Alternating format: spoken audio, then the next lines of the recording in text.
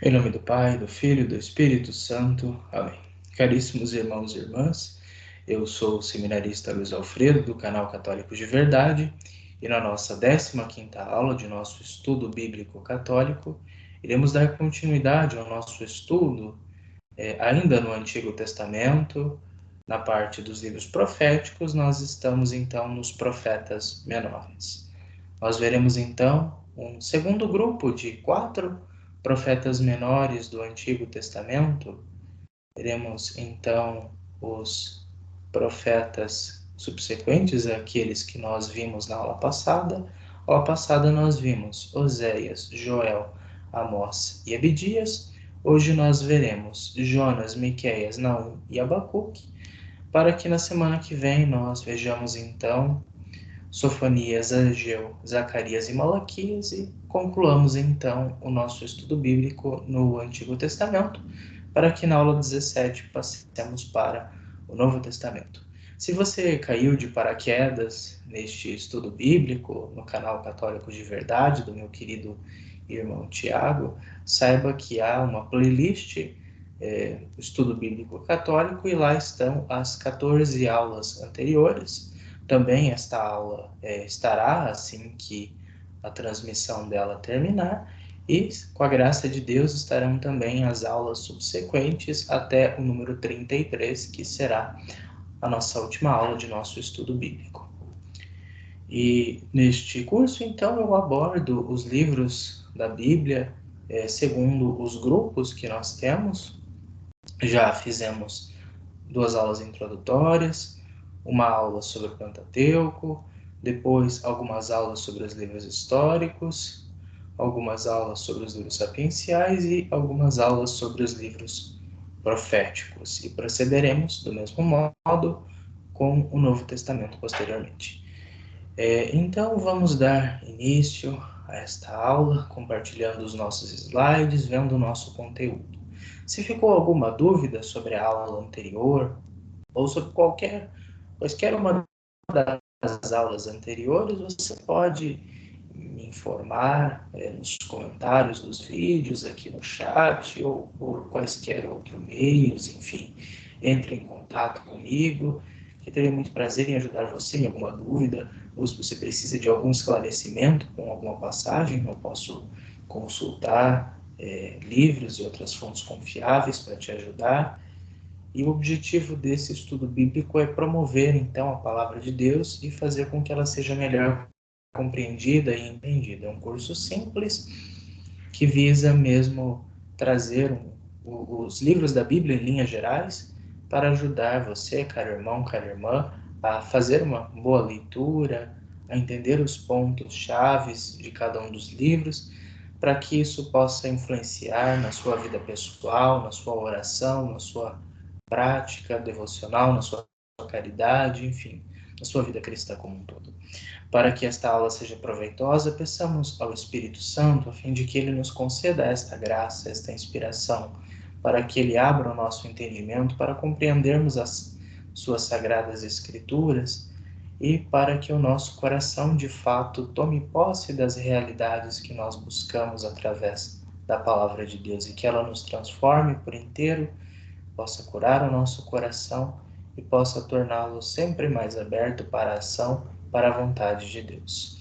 Vinde, Espírito Santo, enchei os corações dos vossos fiéis e acendei neles o fogo do vosso amor. Enviai o vosso Espírito e tudo será criado e renovareis a face da terra.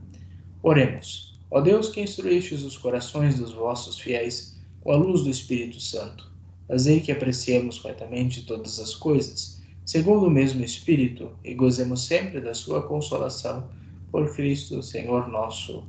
Amém. Santa Maria, Mãe de Deus, rogai por nós. Glorioso São José, rogai por nós. São Jerônimo, rogai por nós. Muito bem, então. Vamos para os nossos slides, para o nosso conteúdo propriamente dito de nossa aula. Muito bem, espero que vocês estejam vendo isto e vamos então. Livros Proféticos número 5, aula 15. Bom, profeta Jonas é o primeiro que nós estudaremos hoje. Ele é o quinto dos profetas menores do Antigo Testamento e é muito conhecido. Então, de fato, nós ouvimos sempre a questão do profeta Jonas, porque nós estamos acostumados com aquele evangelho em que Jesus vai dizer que a esta geração incrédula e perversa não será dado nenhum outro sinal a não ser o de Jonas. Então vamos tentar entender o sentido desse sinal de Jonas e entender a importância desse profeta, que é de fato muito relevante para uma compreensão sobre Jesus e que ilumina muito entender o que é esse sinal de Jonas. Bom, mas existe uma curiosidade, algumas curiosidades sobre esse livro que nós vamos abordar também. Embora esteja entre os livros proféticos, o livro não contém oráculos ou visões como os demais livros. Então, ele é considerado como um livro profético porque se convencionou a chamá-lo assim em razão de Deus ter enviado Jonas para profetizar em Nínive. No entanto, nós não encontramos uma mensagem clara de Jonas como encontramos, por exemplo, dos profetas que nós vimos nas aulas anteriores, como no caso do profeta Joel, com o qual Jonas tem algumas semelhanças, né, por conta de certos detalhes que os dois têm, cada um em seu contexto, como, por exemplo, Isaías, que é cheio de oráculos e pequenas partes narrativas, Jeremias também, com muitos oráculos e uma parte narrativa um pouco maior, enfim. Então, ele não é uma profecia como os outros livros proféticos. Nesse sentido, também, Lamentações não é um livro profético, nós vimos isso, ele está mais próximo da sabedoria, da poesia hebraica, né? Mas por conta da relação com Jeremias, ele é contado como um livro profético. E Jonas também, por causa do contexto que o livro traz, ele é contado como um livro profético, assim a tradição judaica e a tradição cristã o enquadram dessa forma. Mas por conta da ausência desses elementos, os especialistas o enquadram em um gênero específico de alguns livros históricos do Antigo Testamento, pertencentes à história didática, como os livros de Ruth, Tobias, Judite e Esther, que é chamado de Midrash Hagádico. Esse Midrash Hadádico é um gênero textual judaico que consiste, como nós vimos lá nas nossas aulas sobre Tobias, Judite e Esther, é um gênero textual que conta uma história para tentar explicar a lei ou o cumprimento da lei.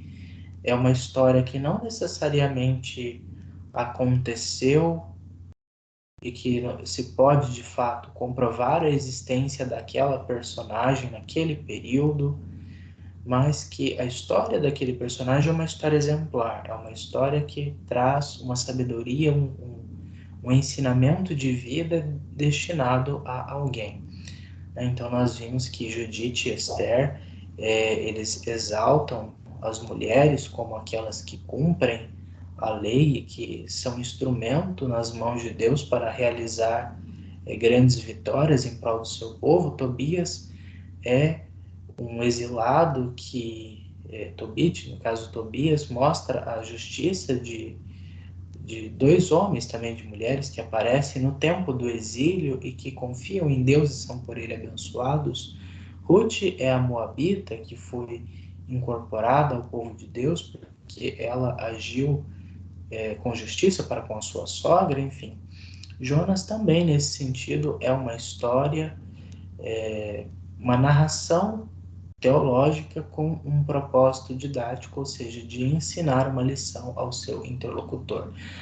Nós temos o Midrash Halaká, que é um outro gênero, um gênero relacionado mais à lei propriamente dita, a interpretação da lei do que de fato uma história que contém a lei. né? Ou seja, aí eu coloco melhor o que é a Haggadah.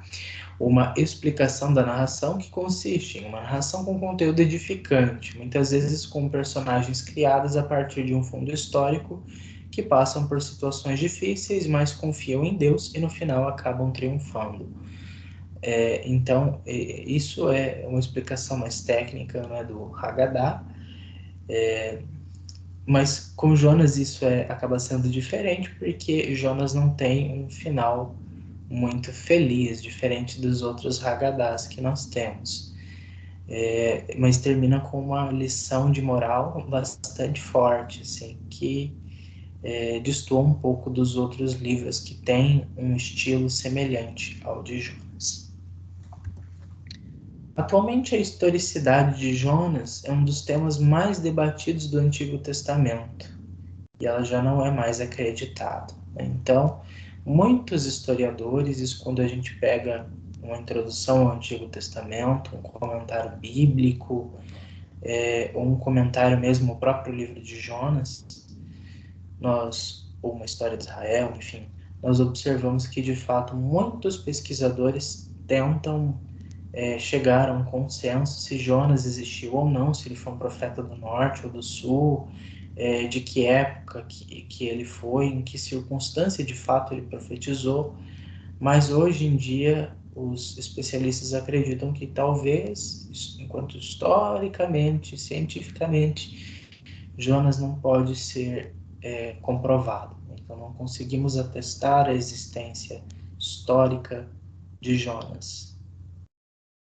Hoje em dia não se considera mais que ele tenha sido um profeta no tempo de Jeroboão II, né? Então tem um profeta do norte lá,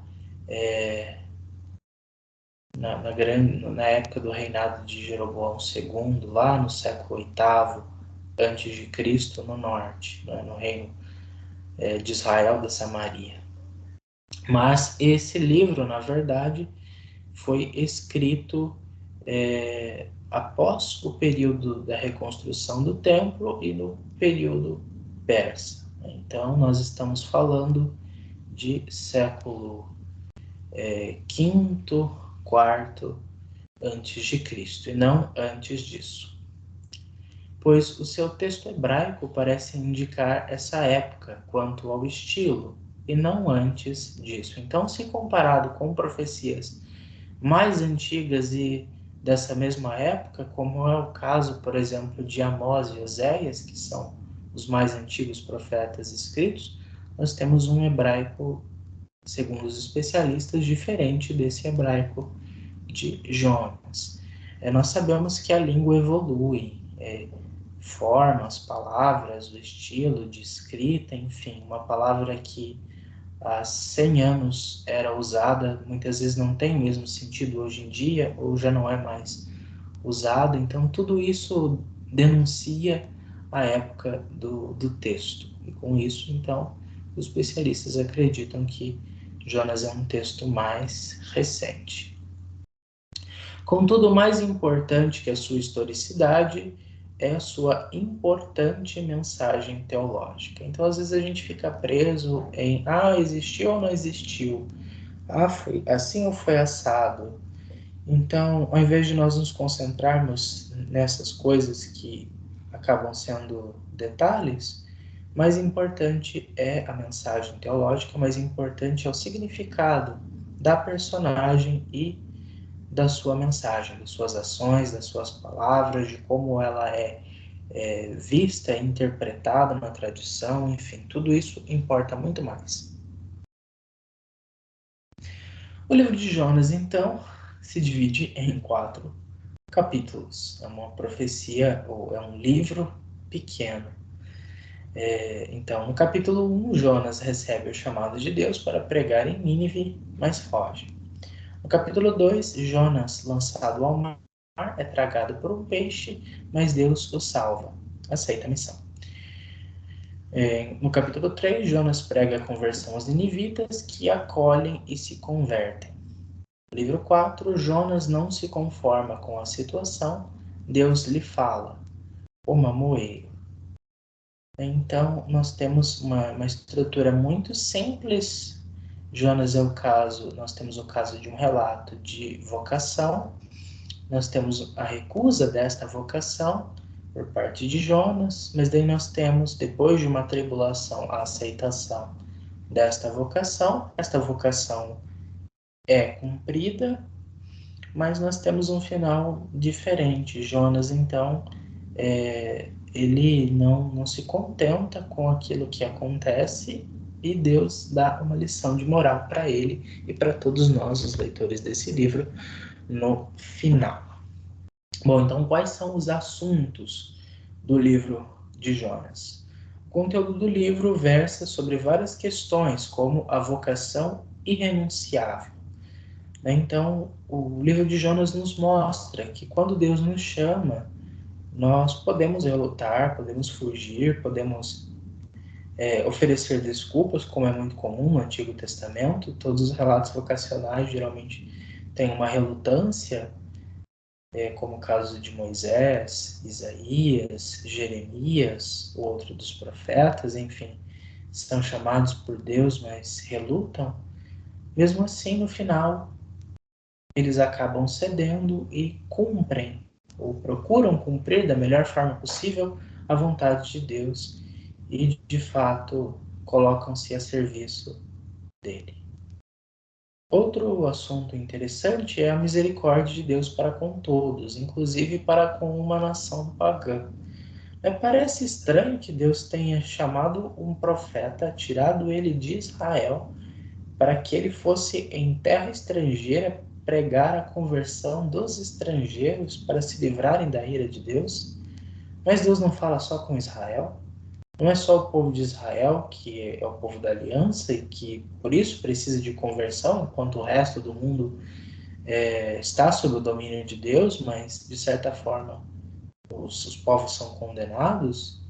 Quer dizer que então Jonas mostra uma visão um pouco mais universalista da salvação, e essa visão mais universalista da salvação certamente não é uma visão mais antiga, uma visão de tradições pré-exílicas, mas provavelmente remonta a tempos pós-exílicos, no Segundo Templo, enfim,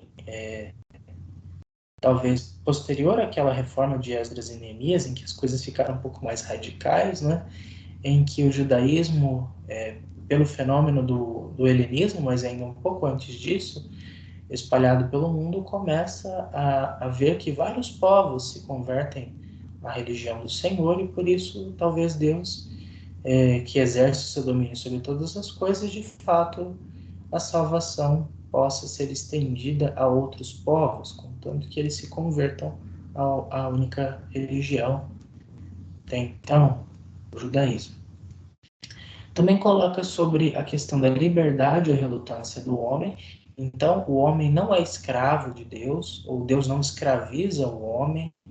O homem é livre para usar da sua própria liberdade, da sua vontade, com a sua razão.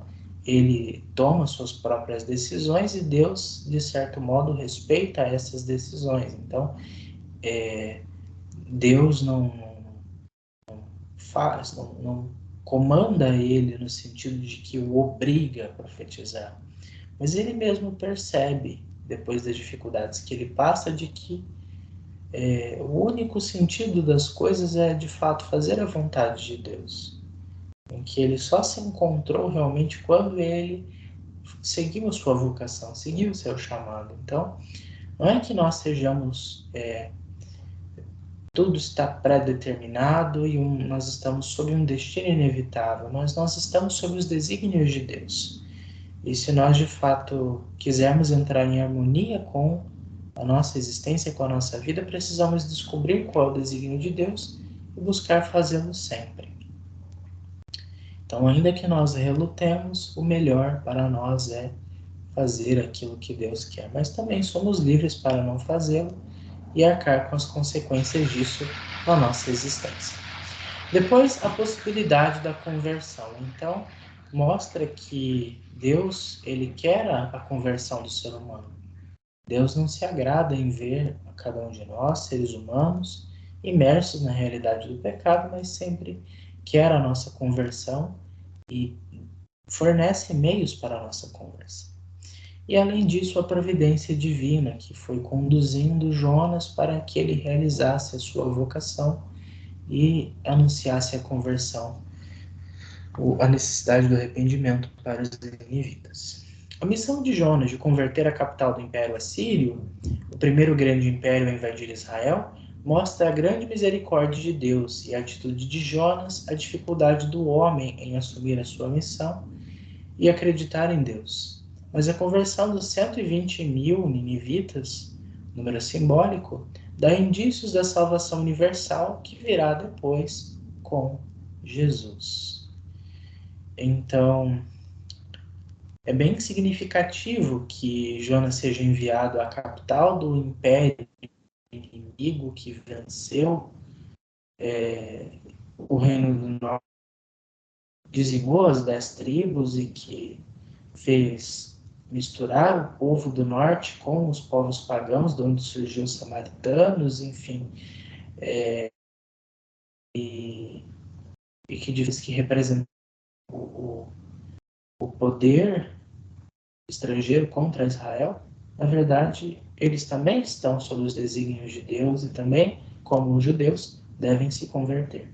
Esse número de 120 mil, 12 vezes 1000 é um número de fato simbólico. 12 é o número das tribos de Israel e 1000 é um número, vamos dizer assim, ele é 10 vezes 10 vezes 10. Então, ele é aquilo que há de mais completo, 13 vezes completo. Então, 12 vezes 10 vezes 10 vezes 10 simboliza, então, essa totalidade, essa universalidade da humanidade que Deus deseja salvar. Mas essa salvação universal virá apenas com Jesus e ele confiará os meios dessa salvação universal à sua Santa Igreja Católica. O sinal de Jonas, então, importante, prestem atenção. O sinal de Jonas, que Jesus se refere nos evangelhos, é uma antiga prefiguração da ressurreição de Cristo. Além da mensagem de conversão, como a de Jonas aos ninivitas, pode se referir até mesmo ao caso do mamoeiro e o diálogo entre Deus e Jonas em Jonas capítulo 4.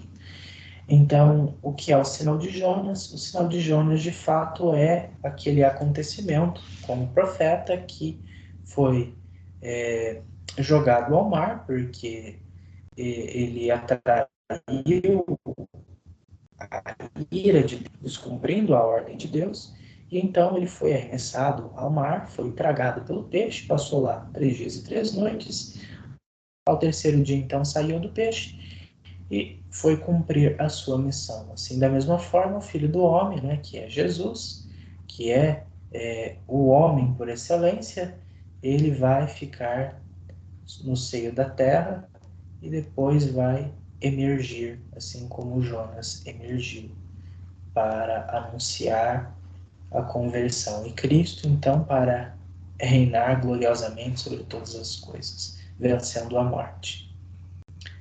E o caso do diálogo entre Deus e Jonas é bastante interessante, lá em Jonas 4. Então vamos dar uma olhadinha. Aqui nós temos uma certa dificuldade, como o caso do profeta Joel, no começo, porque não se há uma datação, então não se há uma referência a um rei específico do norte ou do sul, que possibilite, então, uma datação específica. Mas alguns acreditavam que, por se tratar de Nínive, a capital do Império Assírio, então Jonas deve ser um profeta do norte e ele está, então, naquele contexto da ascensão da Samaria, aliás, da ascensão da Assíria, que irá, décadas depois, tomar, então, o Reino do Norte. Bom, Jonas, capítulo 1, versículo 1 em diante. A palavra do Senhor foi dirigida a Jonas, filho de Amati. Nestes termos, levanta, vai à grande cidade de Nínive e anuncia-lhe que sua maldade subiu até minha presença. Jonas, partiu, mas em direção a Tarsis, a presença do Senhor, desceu até Jope, onde encontrou um navio que partia para Tarsis. Pagou a passagem e embarcou para ir com eles até Tarsis, pensando escapar da presença do Senhor. Lá no versículo 15, tomaram então Jonas e o lançaram ao mar. De imediato o mar se acalmou. Diante disso, esses homens ficaram tomados de grande temor para com o Senhor e lhe ofereceram sacrifícios e fizeram votos. No capítulo 2, versículo 1, o Senhor fez com que aparecesse um grande peixe para engolir Jonas, e Jonas permaneceu 3 dias e 3 noites no ventre do peixe. Palavra do Senhor, graças a Deus. Então depois Jonas vai rezar um hino, né? Um hino de súplica, e depois ele é libertado por Deus, e depois ele vai para Nínive e prega por também 3 dias e 3 noites para caminhar nesta cidade. Tudo isso também é um sinal da ressurreição, da morte, uma prefiguração da morte e da ressurreição de Jesus na interpretação da igreja, né? Claro que talvez Jonas, aliás, o autor do livro de Jonas não tivesse necessariamente essa intenção de se referir a Cristo, que veio a manifestar-se séculos depois, mas certamente Deus já preparava isso através de Jonas e destas palavras. Bom, lá no capítulo 4 nós temos então o caso da Mamona, né, que é bem interessante, né? Vamos ler um pedacinho. Jonas ficou profundamente desgostoso e muito irritado com isso, né? Com isso o quê? Com a conversão dos ninivitas. Então dirigiu esta oração ao Senhor. Ah, Senhor, por acaso não era justamente isso que eu dizia quando ainda estava em minha terra? Por que é que, tomado minhas precauções, quis fugir para Tarsis? Eu sabia que és um Deus compassivo e misericordioso, lento para ir e cheio de bondade, pronto para renunciar às ameaças que fazes. Agora, Senhor, eu te rogo que me tires a vida, porque para mim é melhor morrer. O Senhor respondeu: Julgas que tens razão em ficar tão irritado? Jonas saiu então da cidade e deixou-se ficar a leste da mesma. Levantou uma cabana e sentou-se à sombra, esperando para ver o que aconteceria à cidade. O Senhor Deus fez nascer uma mamona que cresceu acima de Jonas, de modo que fazia sombra sobre sua cabeça, protegendo-o do sol. Jonas ficou muito contente com essa mamona.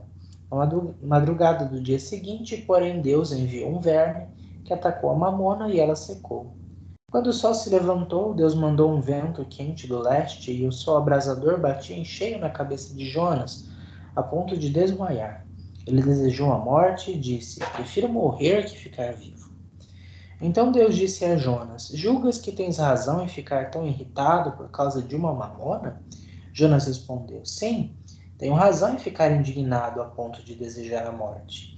Então o Senhor disse: Tu tens dó desta planta que não te deu trabalho algum, que não a fizeste crescer e numa noite nasceu e na outra morreu? Porque eu não haveria de ter compaixão da grande cidade de Nínive, onde moram mais de 120 mil pessoas que não sabem distinguir entre a sua mão direita e a esquerda, para não falar dos muitos animais? Palavra do Senhor, graças a Deus. Veja que final curioso, termina sem uma aporia, ou seja, sem uma resposta, mas com um questionamento de Deus. E veja que não é por acaso que o texto termina assim, é um questionamento para nós. Nós muitas vezes agimos assim como Jonas, ficamos consternados com certas coisas boas que acontecem, que Deus realiza, nossa, mas isso acontece com fulano, né? Por que não comigo? Enfim. Mas Deus dá esse exemplo da mamona para Jonas e para nós. Olha, você se preocupa com uma coisa que cresce e morre tão rapidamente, não foi você que cresceu, e você tem dó desta planta e eu não haveria de ter dó daquele povo, que é um povo sem conhecimento, que não sabe distinguir a mão esquerda da direita, eu não deveria ter compaixão para com eles? Então, este texto, livro de Jonas, nos mostra a grande compaixão de Deus, que vai olhar além do seu povo Israel, mas também vai olhar para os outros povos e quer convidá-los para a salvação. Bom, vamos então para Miqueias. Miqueias é o sexto dos profetas menores do Antigo Testamento. Ele é contemporâneo do primeiro Isaías, ou do profeta Isaías histórico, né, Isaías capítulos 1 a 39, que viveu em fins do século VIII. Então, nós estamos voltando um pouco atrás, né? Então, nós estamos falando de um profeta que já é bastante antigo, porque se ele data como o primeiro Isaías, então nós ainda estamos falando do século VIII, lá do comecinho, mas não estamos no norte, e sim no sul. Miqueias é o profeta do reino do sul, que profetizou entre os reinados de Joatão, Acás e Ezequias, entre 750 e 687 a.C. Então veja, um período bastante grande de ministério deste profeta, em que sua profecia está no meio aí dessas grandes datações históricas. Então ele é testemunha da guerra sírio-efraimita, né, que aconteceu lá por volta de 736, enfim, a coalizão entre o Reino do Norte, né, Israel, Damasco, e as outras nações vizinhas para tentar dominar Judá, e Acaz acaba entrando em conluio com a Síria e consegue então impedir esta invasão, e isso se desencadeia num conflito que vai durar pelo menos uns 4 anos, e que Israel irá triunfar, aliás, Judá irá triunfar e Israel então irá caminhar para o seu perecimento. Então ele é contemporâneo desses eventos. O Reino do Norte entrava na decadência final diante do Império Assírio, e o Reino do Sul parecia ir à mesma direção, imitando as práticas idolátricas nortistas e se valendo de uma falsa segurança. Então o norte está caindo e o sul também está caindo, está imitando o procedimento de idolatria, de sincretismo, de maus costumes. E Miqueias, no sul, vê todas essas situações e lamenta e de fato profetiza contra Israel e contra Judá por conta da sua infidelidade para com o Senhor. Há um detalhe interessante que, embora tenhamos referências precisas, os especialistas datam apenas os 3 primeiros capítulos como originais do profeta histórico, e o resto, os demais, teriam sido escritos após o exílio, até provavelmente metade do quinto século, no período persa, então até os anos 450. Então nós temos uma datação longa do livro do profeta Miqueias, que ele pode ser tão antigo quanto Isaías em uma parte, mas próximo de Jonas, que nós vimos anteriormente, em outra parte. Outro ponto importante de Miqueias é que a desigualdade social, a hipocrisia dos líderes, a falsa confiança na aliança de Deus, o culto e a profecia vazios, a destruição de Judá e a esperança da reconstrução são temas, né, presentes em Miqueias. Então, Miqueias, ele está numa sociedade decadente, em que os ricos estão explorando os pobres, em que os líderes vivem mal, vivem apenas de aparência, e de que eles se dizem o povo da aliança, não é o povo de Abraão, o povo de Moisés, o povo da lei, mas não praticam a lei.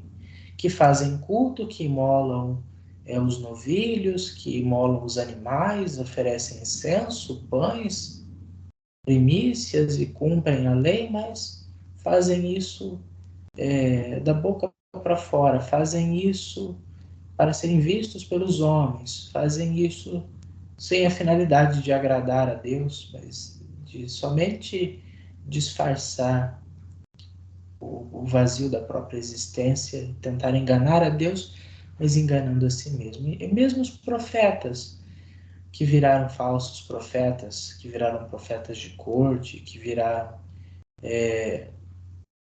homens a serviço do rei, de dizer as coisas que o rei quer ouvir. Miqueias denuncia todas essas realidades e também denuncia que Judá vai ser destruído, não tem conversa, mas que será reconstruída futuramente. Miqueias observa que os judeus deram as costas para Deus e preferiram buscar os ídolos, mantendo uma falsa aparência religiosa e cometendo muitas injustiças. Perceba que o quanto os profetas do Antigo Testamento são atuais, o quanto as suas profecias, feitas muitos séculos antes de Jesus e muitos séculos mesmo antes de nós, mas como elas caem para nós tão bem, porque nós somos muitas vezes hipócritas, vivemos muitas vezes de aparências, somos injustos, agimos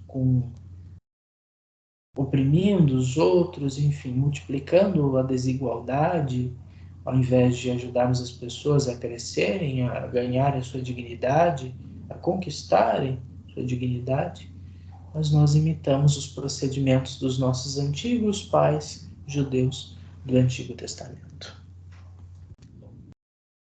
O livro de Miqueias, então, pode ser dividido em 3 partes, né? É um livro muito grande. A primeira parte, nós temos condenações contra o povo e os seus líderes. Norte e sul são condenados pelo Senhor. Eles atraíram a ruína sobre si pelos próprios pecados. Miqueias, então, começa... nós temos esses títulos aqui, ó, Juízo de Deus sobre Israel e Judá, contra os tiranos e usurpadores, contra os falsos profetas, contra os opressores do povo, contra os falsos profetas novamente, contra Jerusalém. Então, Miqueias faz uma série de condenações, de anátemas, de críticas severas contra os líderes, contra os profetas, os sacerdotes, os reis, e até mesmo o próprio povo é condenado pela sua infidelidade à aliança, por terem se entregue, se prostituindo aos ídolos e fazerem tudo aquilo que desagrada ao Senhor. Então, eles vão atrair sobre si a ruína por conta dos seus pecados. Vamos para o texto, um pedacinho. Palavras do Senhor dirigida a Miqueias de Morasti, na época de Joatão, Acás e Ezequias, reis de Judá. Suas visões sobre Samaria e Jerusalém. Então aqui nós temos uma contextualização do profeta. E esse nome, Samaria e Jerusalém, vai indicar todo o reino de Israel, né? Norte e sul. Todo o povo de Deus, toda a terra prometida. Aí depois nós temos, nesta segunda parte, as promessas. Deus, nos capítulos 4 e 5, Deus não esquece o seu povo e irá reconstruí-lo e lhes dará um Messias para governar sobre ele e as nações. Então aqui os títulos da Bíblia, promessas de restauração, o resto de Israel, processo, essas 2 partes apenas. Então, Deus, ele permite a destruição, permite que o povo pague pelos pecados, porque é uma prática de um pai, deixar que o filho às vezes sofra as consequências dos seus erros, das suas ações, mas depois o pai consola, o pai ajuda a curar, o pai está sempre presente, o pai acolhe, orienta. O pai primeiro sempre exorta ao filho o melhor caminho. Se o filho não escuta e procura o mau caminho, então muitas vezes o pai castiga ou deixa que venha o castigo, mas sempre no sentido não de punir para sempre ou punir por punir, mas no sentido de reeducá-lo, de reconduzi-lo ao caminho do bem. Então Deus não vai deixar o seu povo na miséria, na destruição para sempre, mas ele vai chamar esse resto de Israel, né, esse restinho de Israel para junto de si, vai restaurar o seu povo, enfim, vai restaurar o templo.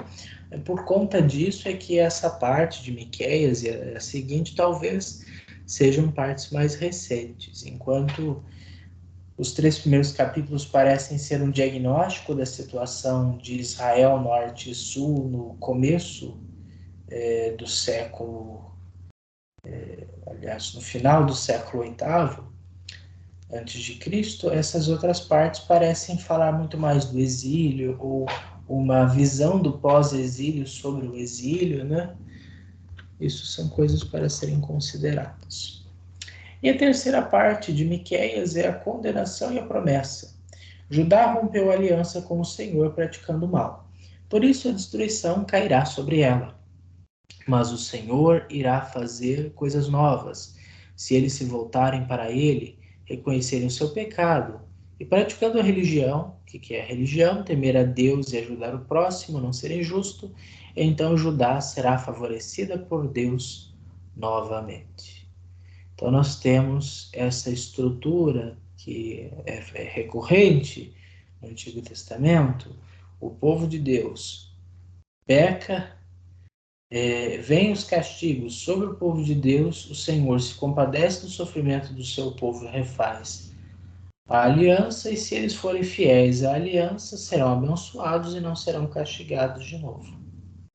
É uma estrutura bastante simples e recorrente, mas que é muito importante nós entendermos que, assim como a nossa história pessoal, de quedas e depois de erguimentos, também o povo de Deus cai, o povo de Deus levanta, e Deus sempre está com o seu povo, né?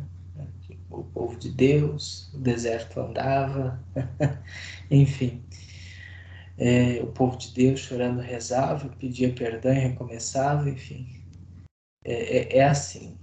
Essa música expressa realmente a realidade do povo de Deus no Antigo Testamento e do povo de Deus no Novo Testamento também. Enfim, Miqueias, então, apesar de ser rejeitado, assim como Amós, ele continua a exercer o seu profetismo, pois está convicto que o Senhor o chamou para anunciar e denunciar, repreender e consolar, informar e instruir. Então Amós dizia, eu sou só o plantador de sicômoro, enfim, ninguém escuta. E Miqueias também não é bem aceito no seu tempo. Nenhum dos profetas de fato é muito bem aceito, porque os profetas incomodam. Incomoda alguém que denuncia o nosso mau procedimento, incomoda, a verdade incomoda. Então, os profetas não são bem-quistos, e quem quer ser profeta, que se prepare para também não ser bem-quisto. Não se prepare para não receber aplausos, se prepare, aliás, para não ser compreendido, para ser ignorado, para ser desprezado, para ser desacreditado, pois assim foram os profetas. Mas Jesus é quem diz isso, não eu. Ele diz que bem-aventurados sereis quando os perseguirem, né? Pois assim perseguiram os profetas antes de vós. Então a perseguição à verdade sempre aconteceu. E ela continua e continuará até que a verdade se manifeste plenamente, faça com que todas as coisas vão convergir para a verdade e a mentira seja extirpada. Um trecho interessante,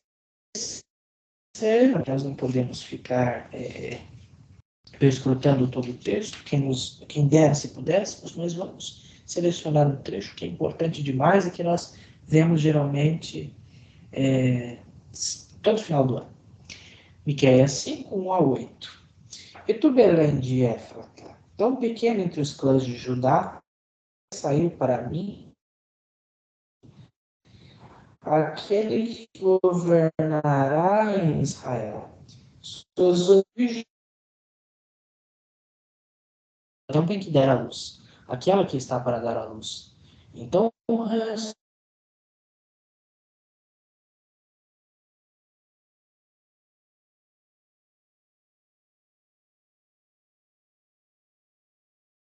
é Deus. Eles deverão ser puros, pois ele estenderá seu poder até os confins da terra.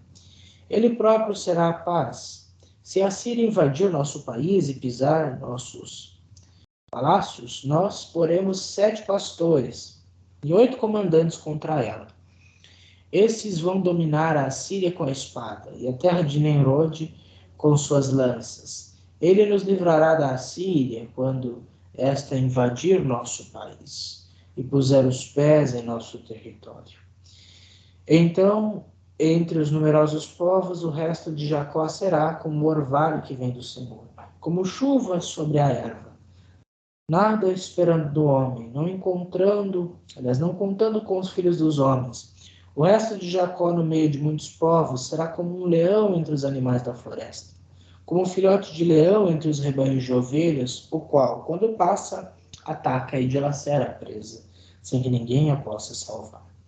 Que tua mão se levante contra teus adversários e todos os teus inimigos sejam exterminados. Palavra do Senhor, graças a Deus.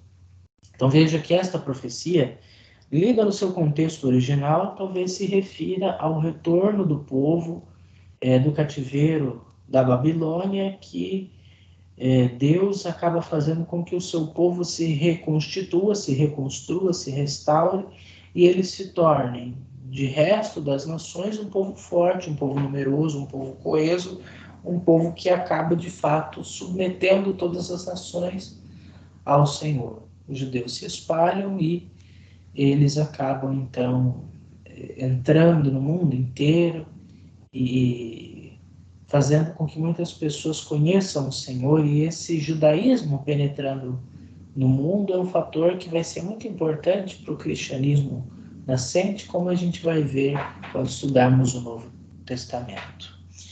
Mas essa questão de Belém de Éfrata, enfim, de tempos muito antigos, é uma referência a Davi, né? A cidade de Belém era o local do nascimento do rei Davi, é o local onde Raquel foi enterrada, enfim, então é um lugar histórico, e o Messias, sendo filho de Davi, deve vir da cidade de Davi, que é Belém. Por isso que Jesus nasceu em Belém, por isso que as pessoas achavam que Jesus, tendo nascido em Nazaré, o desprezavam. Embora a questão do local do nascimento de Jesus seja uma discussão que a gente pode ter depois, uma discussão histórica, porque enquanto fato de fé não há necessariamente aquilo que discutir,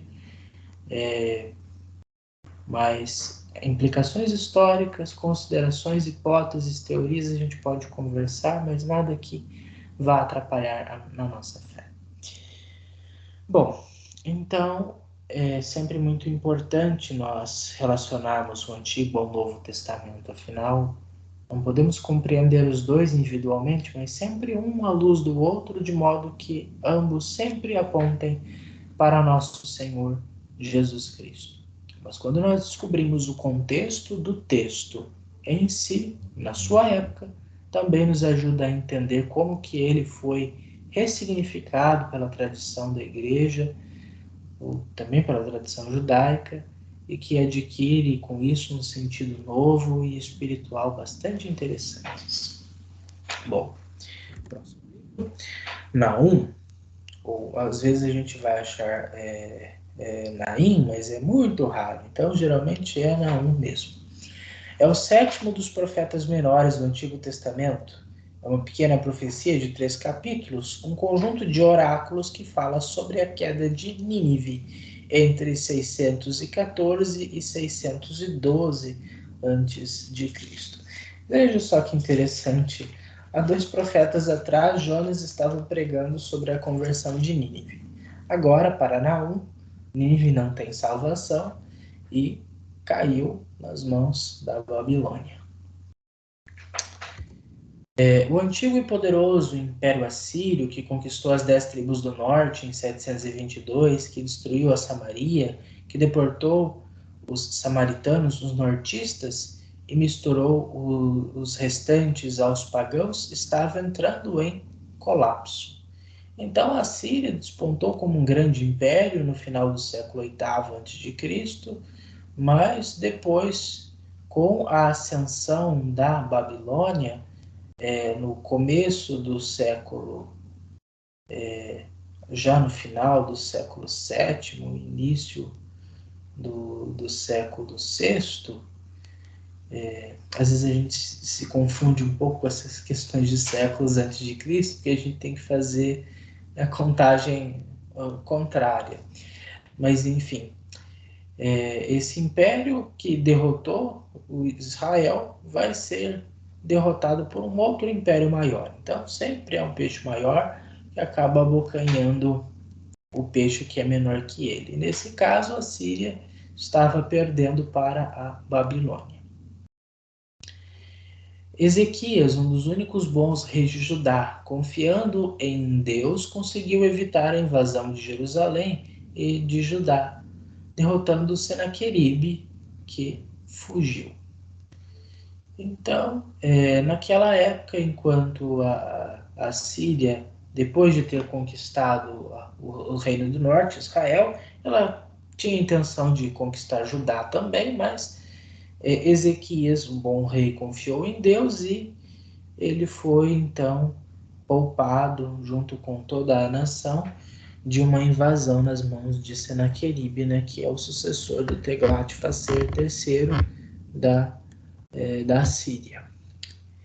Bom, apesar das conquistas na Babilônia e no Egito, os assírios foram incapazes de controlar os seus domínios, e uma aliança entre Quiaxtires, da Média, né, e Nabopolassar, da Babilônia, acabou por derrotar Sinsariscum da Assíria. Esses nomes são dificílimos. Então, perdoem pela pronúncia, eu não falo esses idiomas antigos.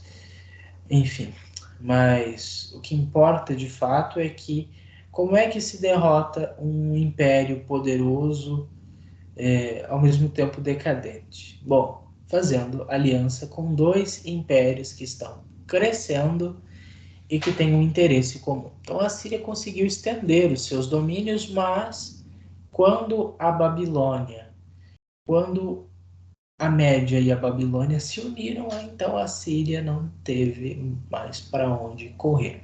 E um cerco na cidade de Nínive, que era a capital entre 614 e 612, acabou acontecendo e o Império Assírio foi derrotado por essa aliança entre Nabopolassar e Ciaxares. Nabopolassar é o pai do Nabucodonosor. Bom, Naum é um profeta do sul, tido como nacionalista e consolador, pois através de sua poesia e de seus oráculos transmite aos seus contemporâneos uma mensagem de alegria e esperança. Lembra quando Abdias, na aula passada, falou da destruição de Edom? Porque Edom zombou de Israel, não ajudou Israel, prejudicou Israel, é inimiga de Israel e foi destruída. Aqui nós temos a mesma coisa agora com Naum, dizendo para a Síria assim, olha, bem feito, quem mandou mexer com o povo de Deus, agora vocês recebem a parte de vocês. Quem é que dá a vitória ou a derrota às nações, na concepção do Antigo Testamento, é o próprio Deus.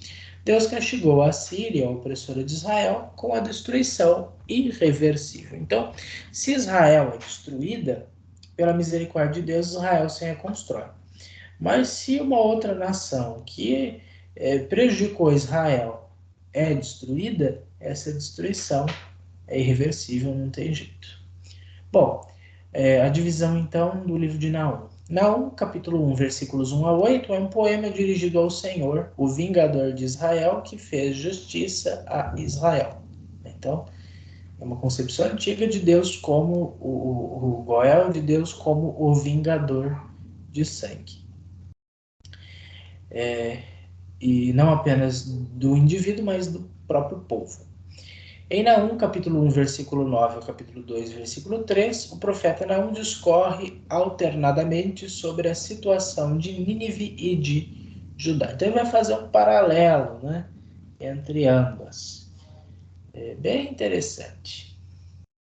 Bom, em Naum 2, capítulo 2, versículos 4 a 14, ele anuncia com júbilo a destruição de Nínive, como um leão feroz derrotado. Então, essas comparações, essas analogias de uma nação com ou de uma pessoa com um animal, de fato é muito presente na mentalidade antiga, na mentalidade semita, e que a gente sempre deve prestar atenção, que às vezes quando se fala de animais, não está falando de animais, mas está falando de uma pessoa a quem foram atribuídas características como animais. O contrário da personificação. Bom, em Naum capítulo 3, nós temos uma lamentação de escárnio pela queda de Nínive e do Império Assírio. Né? Então nós temos um bem feito, e agora, antes foi a nossa vez, agora é a vez de vocês. Né? Um dia da caça é outro do caçador, e a justiça falha, mas não tarda. Né? O livro de Naum é testemunha de que a justiça de Deus pode tardar, mas não falha. Então, mexeu com Israel, a sua hora vai chegar. Vamos ler só um pedacinho de Naum, só para termos um gostinho. Naum, capítulo 1, versículo 1 seguintes, oráculo sobre Nínive, livro da visão de Naum de Elcós. O Senhor é um Deus ciumento e vingador. O Senhor é vingador e cheio de ira. O Senhor se vinga de seus adversários. Guarda a ira contra os seus inimigos. O Senhor é lento para a ira, de grande poder, mas não deixa o culpado impune. O Senhor abre seu caminho na tormenta e na tempestade. As nuvens são poeira de seus passos. Ele ameaça o mar e este seca, estanca todos os rios. Bazã e o Carmelo desfalecem. O verdejante Líbano fenece. Diante dele os montes tremem, as colinas derretem, a terra se agita perante ele, o mundo e todos os que nele habitam. Palavra do Senhor, graças a Deus. Veja só que visão, que contradição interessante. Aqui, uma hora o Senhor é vingador, o Senhor é irado, no versículo 2. No versículo 3, o Senhor é lento para a ira. O que será essa contradição? Deus é vingador com os inimigos, mas com o seu povo ele é lento para a ira. Mas ele não deixa o culpado impune. Então não mexe com Deus, que Deus é inimigo de quem é inimigo de Israel, mas com Israel mesmo ele é amigo, ele é pai, ele é consolador. E que diante dele toda a criação se agita, diante dele as coisas deixam de ser aquilo que realmente são, né? Toda a firmeza, toda a constância das coisas, tudo se abala, e diante de Deus, de fato, a terra estremece, o universo se curva diante dele. Bom, então vamos para o último profeta, para Abacuque, o último do nosso dia. O livro de Abacuque, que é o oitavo dos profetas menores do Antigo Testamento, acompanha a sequência dos eventos da profecia anterior, mostrando a ascensão do Império Babilônico entre 610 e 600 a.C. Então, nós podemos entender assim que nós temos, vamos dizer assim, uma continuação histórica, enquanto profecia, do que nós vimos anteriormente, já que são poucos anos que separam uma profecia da outra, na verdade, 2 anos, desde o término do cerco de Nínive até mais ou menos o período em que Abacuque teria profetizado.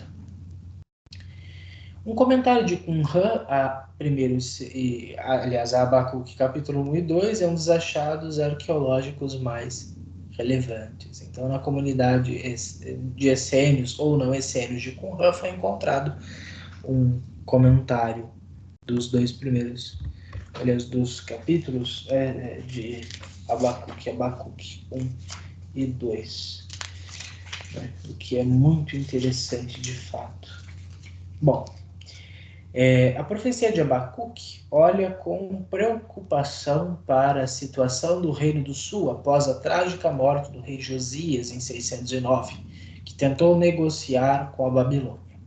Judá entra em uma situação política conturbada, com uma sucessão de reis fracos e ímpios, aliados a uma falsa segurança de suas alianças estrangeiras.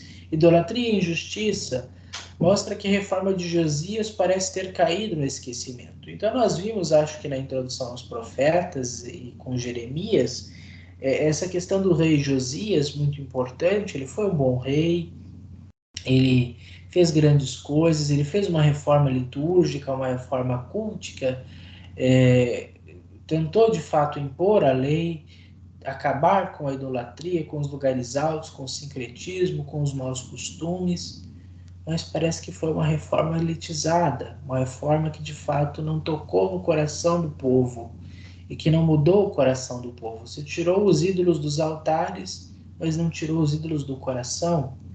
E quando Josias morreu, de repente, tentando conquistar os territórios do norte, que com a queda da Assíria, então, a Babilônia estava chegando e Josias estava negociando com a Babilônia, talvez para tentar ficar com os territórios do norte, mais territórios ao norte, vem o faraó do Egito e o mata, e o seu grande reinado acaba tragicamente. E Judá, então, entra em uma situação... Aliás, eu já li isto. Meu Deus. Bom, então, Josias, ele morre de repente e o Reino do Sul entra em um colapso com uma sucessão de reis que não vão dar conta do recado, não vão conseguir ter a mesma firmeza que Josias e, pior, vão trazer tudo aquilo que Josias tinha lutado para expurgar do povo, né? Como Manassés, por exemplo, um rei muito idólatra, e os seus sucessores vão trazer muitas dificuldades, de fato. E toda essa volta à idolatria vai acabar culminando na destruição do templo pelas mãos babilônios em 586 a.C. O livro de Abacuque, então, os 3 capítulos que possui, é constituído assim. Abacuque, capítulo 1, é um diálogo entre o profeta e o Senhor sobre a injusta sorte dos bons e dos maus. Abacuque 2 é um conjunto de 5 maldições do profeta contra os maus costumes de Judá. E Abacuque 3 é um belo salmo de Abacuque que mostra o seu temor e a confiança em Deus. Veja que interessante. O profeta está vendo o sul caindo e ele vai ver toda essa situação em que os maus parecem estar triunfando, aqueles que praticam a idolatria vivem bem, os justos vivem mal. Onde será que está Deus nisto? Interessante. E Deus responde. E olha só. Abacuque, capítulo 2, versículo 4. Quem não é correto vai sucumbir, mas o justo viverá por sua fidelidade. Né? Ou como nós costumamos ver traduzido, o justo vive pela fé. Então o infiel vai sucumbir, mas o justo viverá pela fé.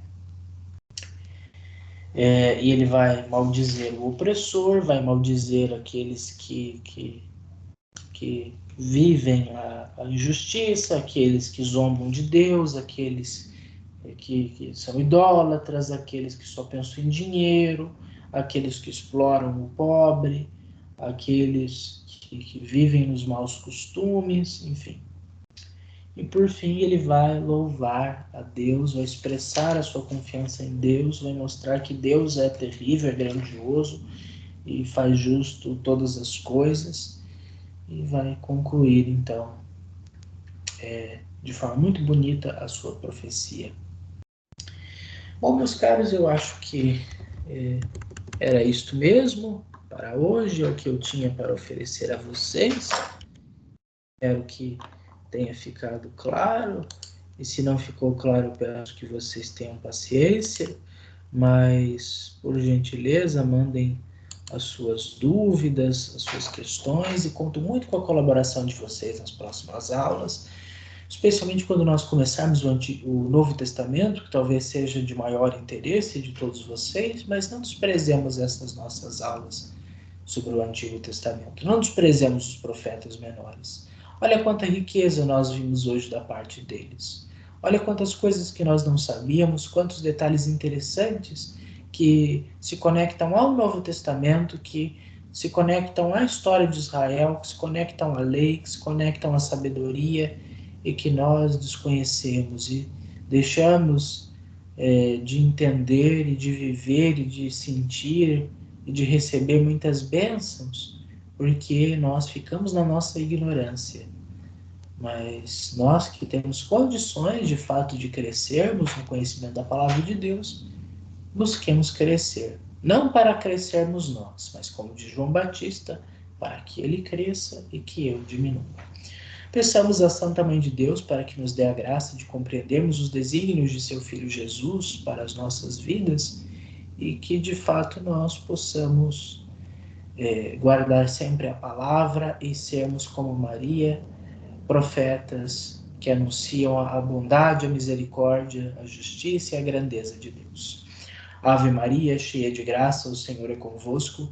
Bendita sois vós entre as mulheres, e bendito é o fruto do vosso ventre, Jesus. Santa Maria, Mãe de Deus, rogai por nós, pecadores, agora e na hora de nossa morte. Amém. Espero todos vocês, então, se Deus quiser, na próxima terça-feira, para a nossa última aula sobre o Antigo Testamento. Peço que vocês curtam, compartilhem, comentem, se inscrevam no canal, mandem as suas dúvidas, interajam e enviem esse vídeo para os seus amigos, nos seus grupos e divulguem esta obra de Deus, que apesar das nossas limitações acontece pela misericórdia, e que Deus te abençoe profundamente. Em nome do Pai, do Filho e do Espírito Santo. Amém. Acompanhe também a nossa meditação diária do Sagrado Coração de Jesus, da Orietes Aquas, no canal do amigo Tiago, e também a nossa playlist completa das noções de História da Igreja, um curso que fiz o ano passado, e os demais conteúdos do canal. Fique com Deus, até semana que vem, se Deus o quiser. Louvado seja nosso Senhor Jesus Cristo, para sempre seja louvado. Salve Jesus, salve Maria, valeu São José, paz e bem.